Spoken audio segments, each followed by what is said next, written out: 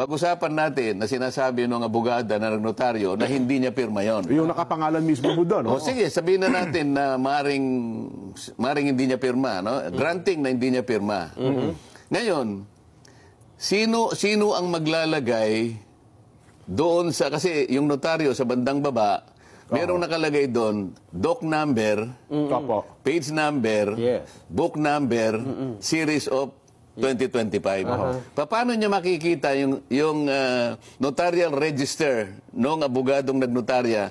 Makikita mo niya anong doc number, may ilalagay niyo anong number, yung page number. Si Gutesa humarap sa komite. Humarap sa Blue Ribbon Committee at siya'y pinasumpa. Okay. At doon ay binasa niya yung kanyang sworn statement. Okay. At pagkabasa niya, pinagtatanong siya.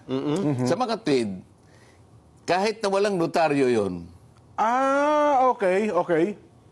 Kahit walang notaryo yun, hindi nawala yung saysay ng kanyang deklarasyon. Kasi sumumpa siya doon eh.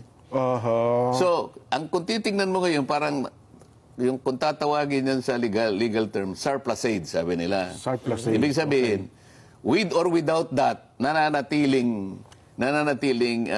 balido yung kanyang yung salaysay niya.